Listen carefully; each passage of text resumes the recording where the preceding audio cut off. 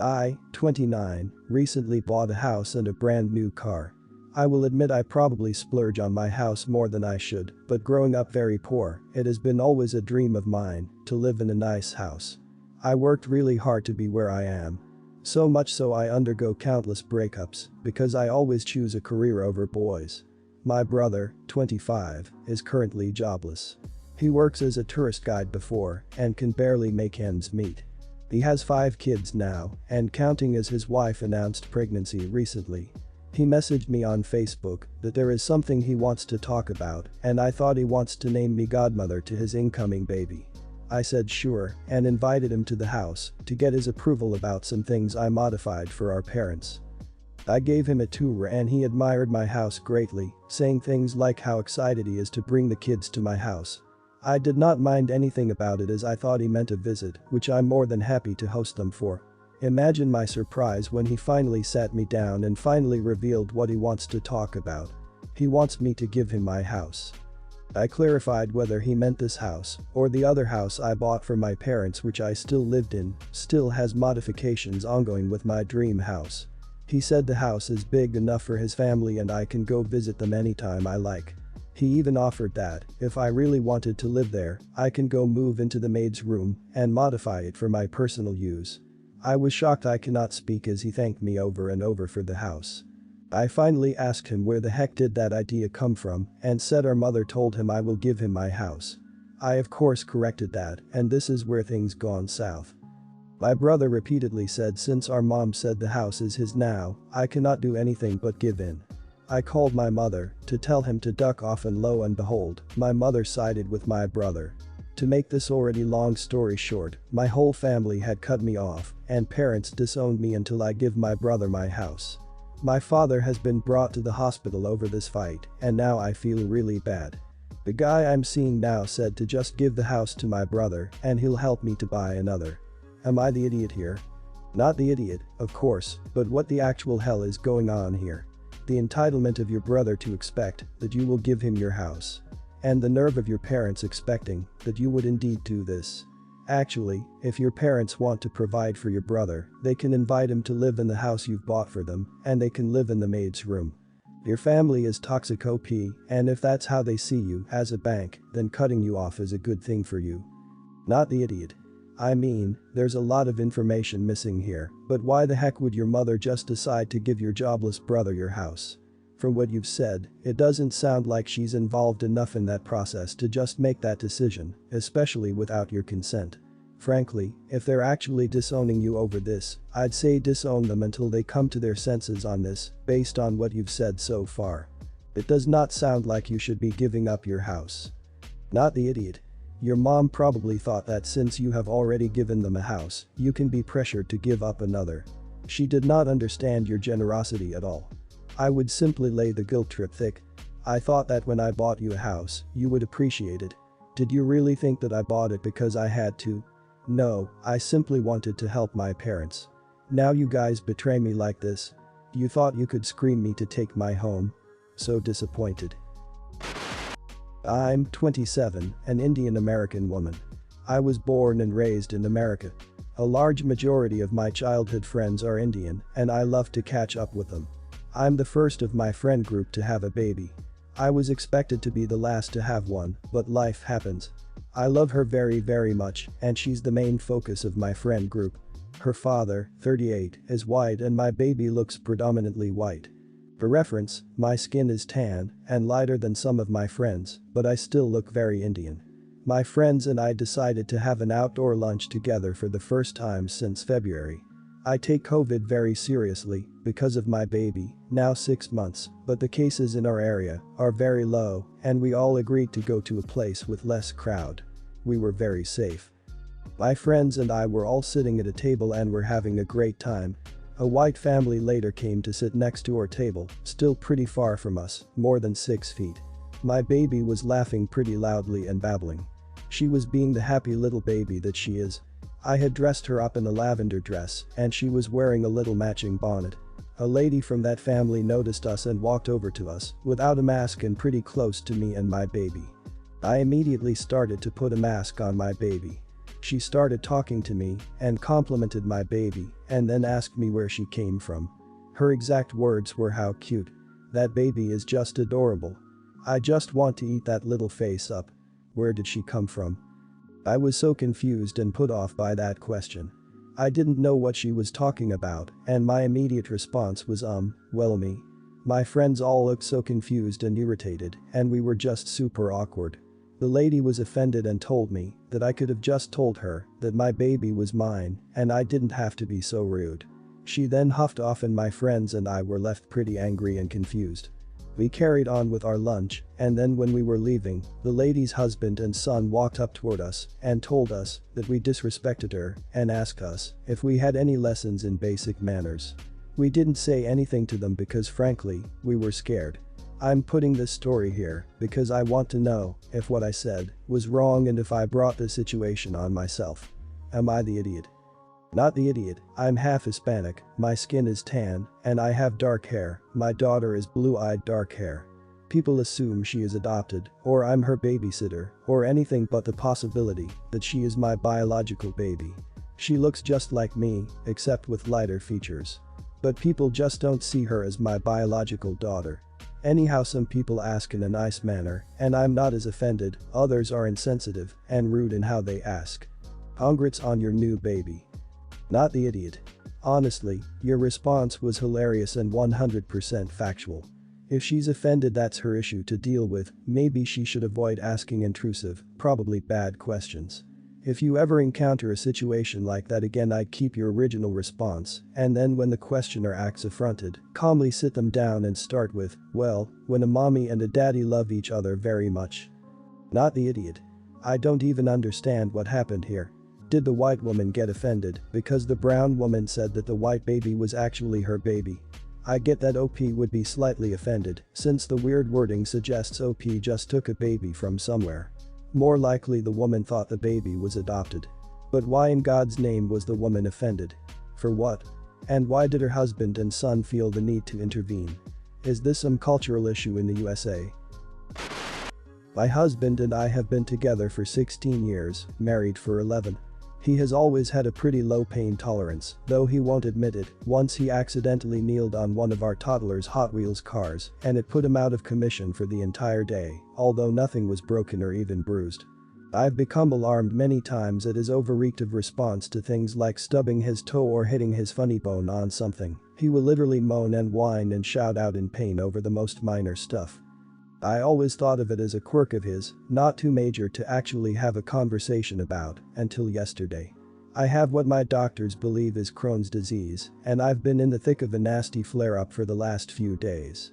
For those of you unfamiliar, it's an inflammatory bowel disease and causes diarrhea, vomiting, etc. I was trying to take a nap for some relief, and had just gotten to sleep, when I hear an actual scream from downstairs.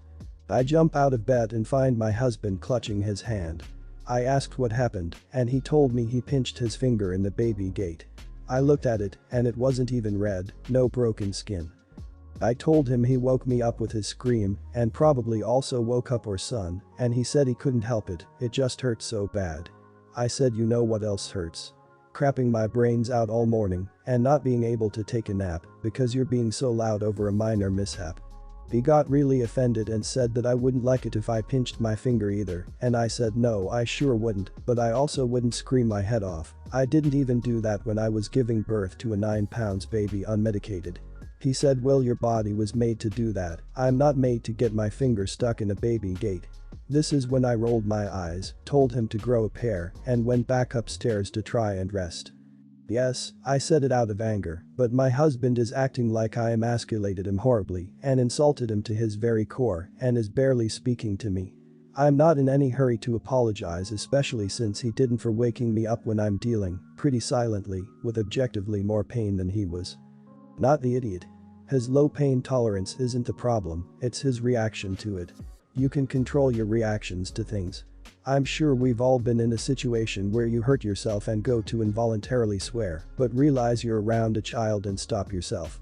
When he screams, he's making his pain everyone else's problem. He needs to be an adult and control his responses.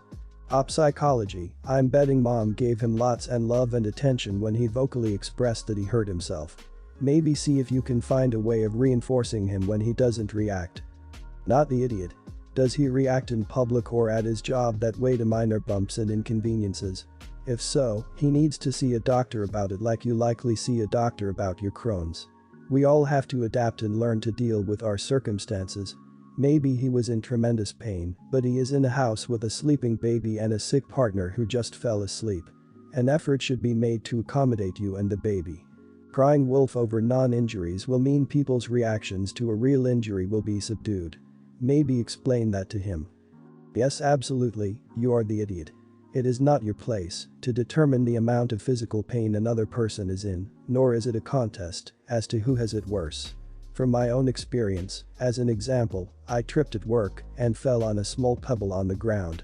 I bruised a tendon under my knee. I couldn't walk for 3 days. There was no external bruising or other indications other than the pain.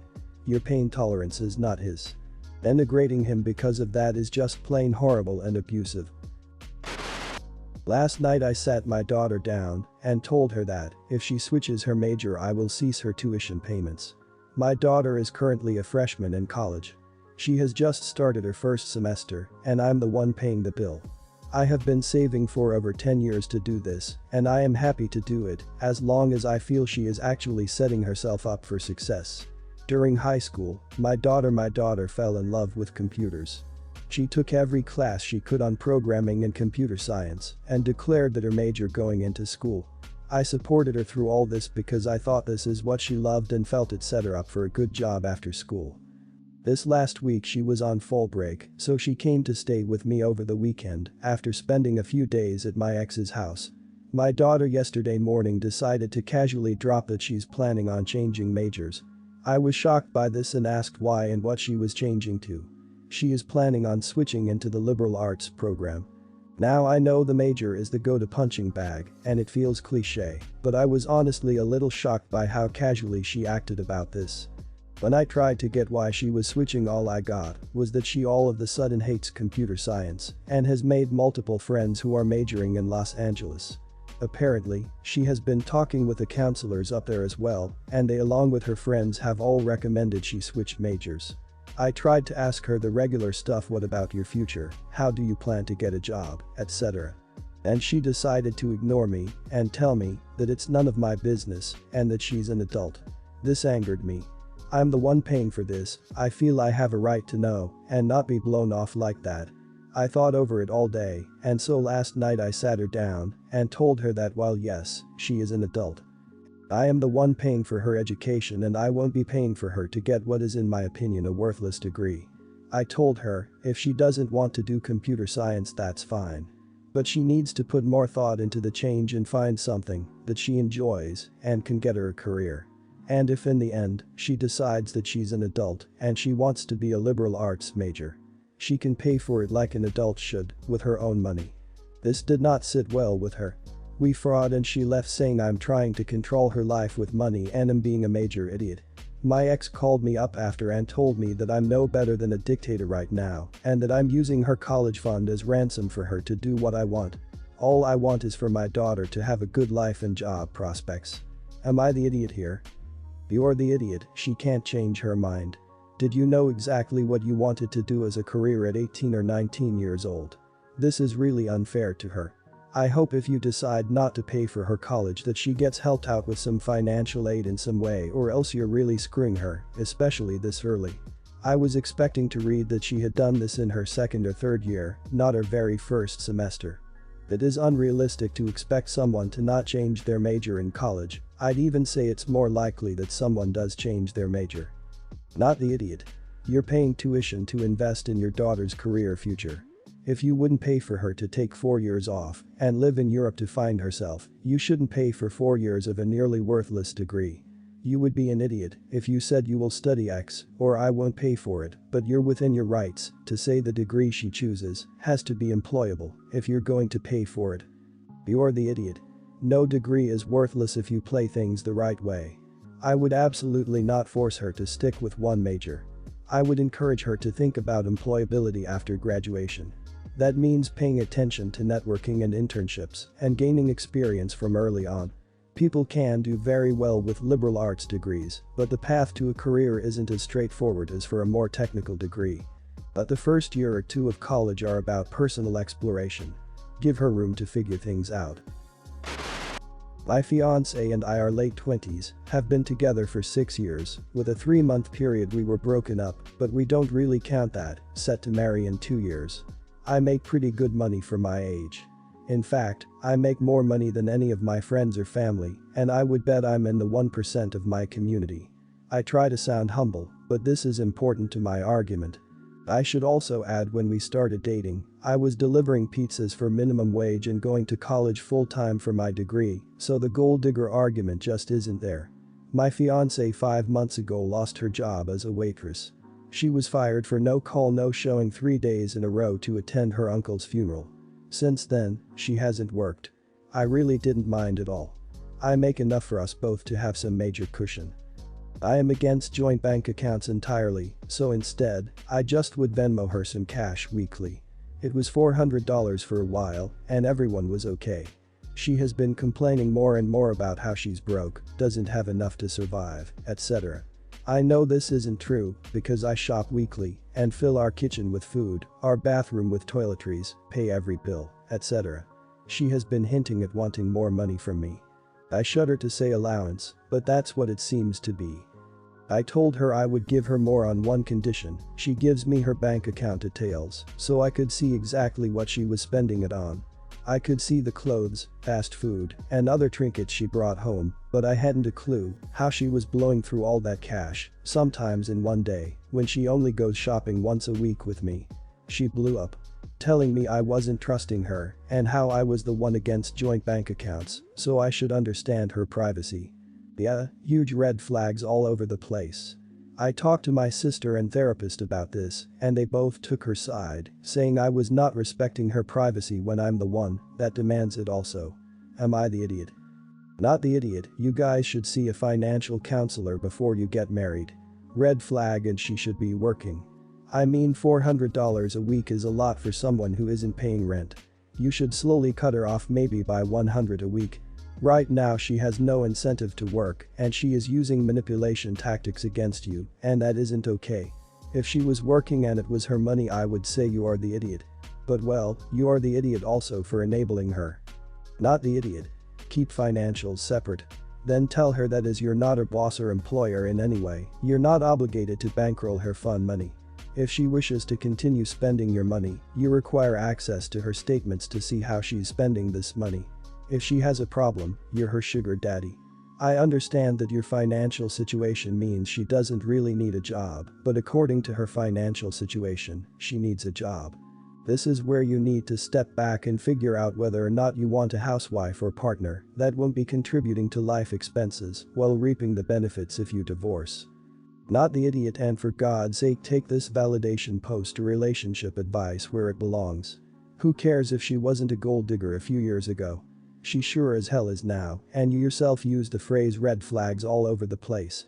Call me suspicious, but are you sure she even got fired from her job, or at least for what she said happened? It's very easy to make a simple phone call saying you're at a funeral. I think it's more likely that she was let go for other reasons, or just plain quit because you'd support her.